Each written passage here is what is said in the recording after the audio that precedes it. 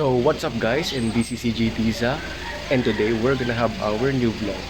Because in this vlog we're gonna make Repubblica Italiana, Italian government Airbus A340-500. So before that, please like, share, subscribe, and hit the bell notification to always updated for my new videos. And let's start it now.